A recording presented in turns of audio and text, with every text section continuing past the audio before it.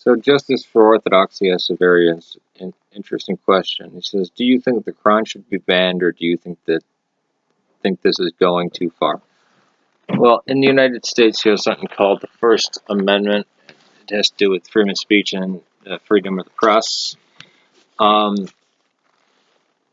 This is the Quran, but we also have the Anarchist Exclusion Act, and we have limits on pornography and speech that incites violence. The Quran in and of itself, no.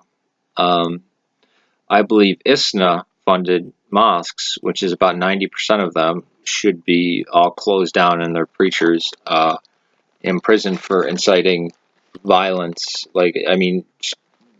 This is beyond hate speech.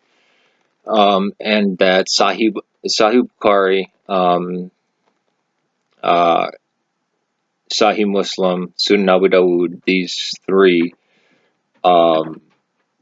collections of ahadith should be banned in every Western country, if possible, in the United States. Why do I say that? It's because Islam, in the Quran, right, you get some very ugly commands to wage war forever upon the infant. I mean, it's a very genocidal and bigoted book, right? I mean, it singles out the people of the book for persecution, but all polytheists and atheists are to be executed. There's no mercy allowed to them. And the Christian, the Jew, the Sabaean, which is the Mandaean, are dhimmis and can be killed, but also can be allowed to live and live under persecution. There's no other word for it. But the pornographic stuff is in Sahih al-Bukhari, Sahih Muslim, Sunan Abu Dawud, where it talks about copulating with 9-year-old girl, having vaginal sex with a 9-year-old girl named Aisha, and her fondling his, the man they call Muhammad, fondling his testicles and his penis under a fountain when she was between the age of 6 and 9. If that's not endorsement of child pornography, I don't know what is, or child, pedophilia or child abuse. I don't know what is. I know that's not a popular view, and this might be get flagged or whatever, banned, but that's the truth, and I can point to chapter. I can point to the hadith or the hadith that talks about it. I believe there needs to be an education, but not the flimsy education that the PC education that's been given. I also want to address about Buddhism, because somebody mentioned that about my atheist immorality. When I'm saying atheist, keep in mind I'm speaking of modern atheism, not just because I in no wise believe that atheism is just merely the proposition that there is no proof for a creator of the universe, or at least a non-interactive one. So technically, I guess you could be an atheist and still a deist. I mean, these technicalities is ludicrous. I mean, or are ludicrous. But I believe that because the overwhelming majority, almost the entirety of Sunni mosques in the United States and in Western Europe are funded by the House of Saud, which exports Wahhabism, which is the religion of Boko Haram, Abu Sayyaf, Al-Qaeda, Taliban, ISIS, Um,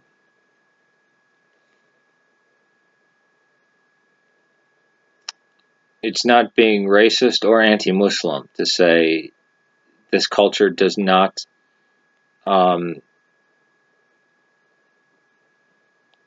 it cannot and will not assimilate in the United States. I mean, when I was young, I mean, in the 90s, I listened to sermons saying, don't vote. Democracy is evil and wicked. The Quran and all of Islam teaches that democracy is an evil thing.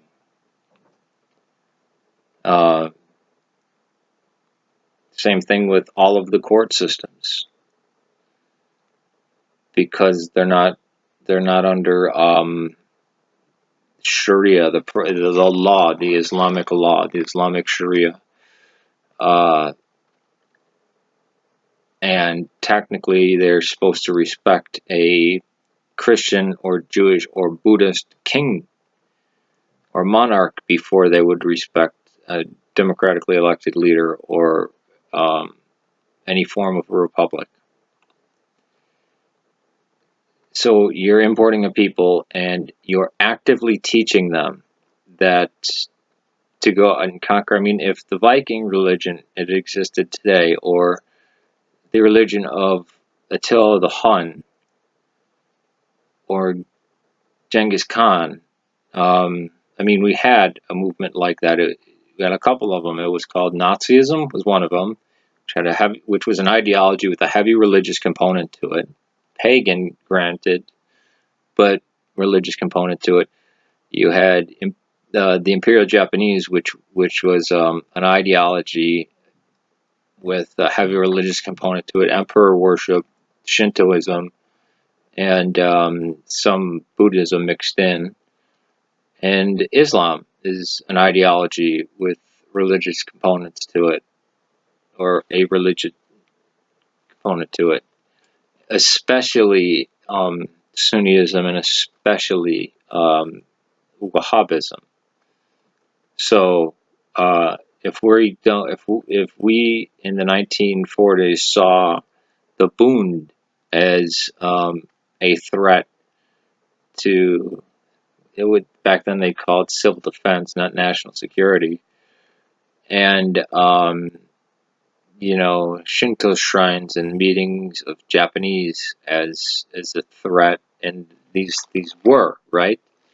Then and shut them down. Then yeah, we should, just like that we outlawed the Klan. The Klan was, you know, the South shall rise again. We said no, you're a terrorist organization. It was an enemy of the U.S. government, and it was an ideology with religious component behind it. Now, it's arguable whether they had a religious component behind it or not, because remember, they were largely Masonic and atheistic, right? And sometimes they hated the Masons, but they were mostly anti-Catholic, and some of them were even communists before the 50s. So, I mean, it was more about the purity of the United States. There were Mexicans who were Klan members. There were chapters of the Klan in Mexico, and there were more than a few presidents of Mexico who were honorary members of the KKK.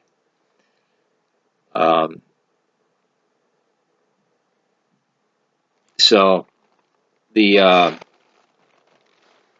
Quran, no.